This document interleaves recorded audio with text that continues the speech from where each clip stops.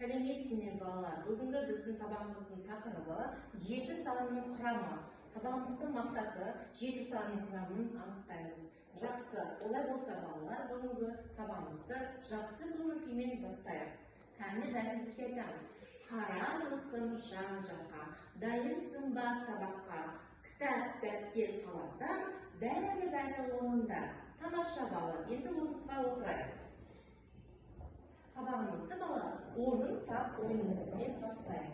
Қане балалар, сендердің алдарында 1 мен 6-ға дейінгі сандар жатыр. Сол сандарды кері және тура орналастырайық.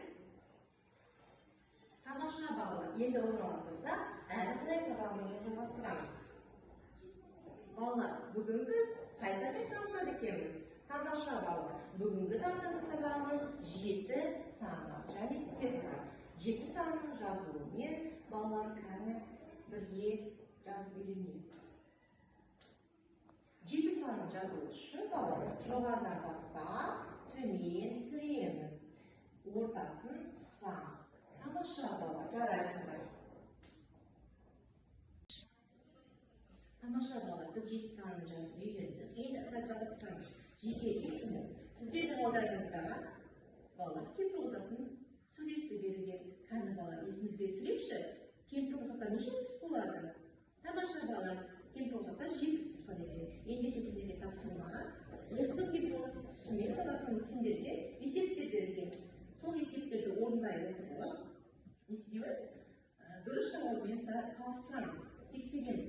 Яғни балалар, барлығы дұрыс жазылса, сіздер жасырсыз ма? Екі қатесі болса санымен, мүлдем қате болса қызыл сызбамен көтереміз. Кәні бәріміз тексерейік. Тамаша балалар, тексеріп болсақ, әрі қарай жалғастырамыз. Балалар, енді біз кішкене терді болайық. Бәріміз кәні аямен әлбеттің өлеңіне қосылып ән айтайық. Тамаша балалар, енді балалар біз 7 санының құрамын анықтайық. Сонымен 7 санының құрамы қандай екен? Кәні кім айтады?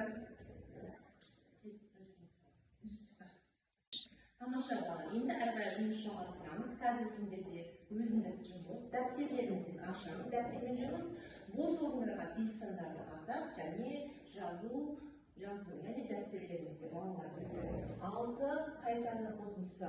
Неше кітап бәріміздің айтшы? 1, 2, 3, 4, 5, 6. Жақсы, 6 көп кітап. Енді қызыл неше кітап бар екен балалар? 1. Тамаша балалар. 1 қызыл кітап.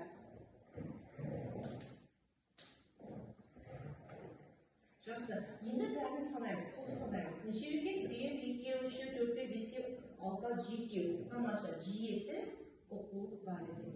Енді осы қосылғыштардың орнын ауыстырамыз. 1 мен 6-ның қосындысы қаншаға дейін? 7-ге дейін екен. Тамаша, енді 7 санын нешеден алып тастаймыз? 6 көп кітапты алып тастаймыз. Сонда неше болады екен? 1 қызыл кітап болады екен. Келесі балалар, енді 7 көп бар кітаптан аламыз нешені? 1 қызыл кітапты. Неше болады екен бар? 6 болады екен. Тамаша балалар. Осылай жұмысымызды жалғастырайық. Ал енді айтайық, 7 саны 1 мен нешенің қосындысы екен? Тамаша, 6-ның қосындысы екен. 2 мен 5 санының қосындысы екен. Жақсы, 3 санымен жақсы. Тамаша, 4 санының қосындысы екен балалар. Әрі қарай кеттік енді.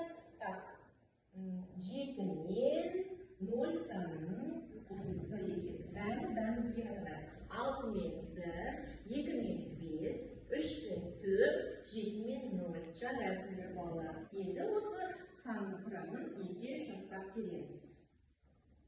Ал енді балалар, соңғы бекітуші тапсырмамыздың көңілді ақылды ойыны қайны бәріміз бірге ойнайық. Дайынбыз ба? Бастаймыз. 0 мен 7 санның қосындысы қаншаға дейін балалар?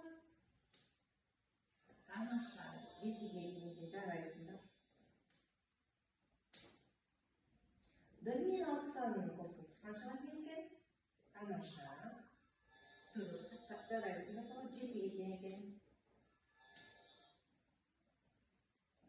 5 пен 2 санының қосындысы қаншаға дейін екен? Тамаша, тексерейік. 7-ге дейін. Жарайсыңдар балалар. 1006 санын қосындысын тамаша бала 7-ге де жарайсыңдар. 4 пен 3 санын қосындысы қанша екен? Тамаша, тексерейік, 7-ге де. Өте жақсы балалар. 3 пен 4 санын қосындысы 7-ге де тамаша.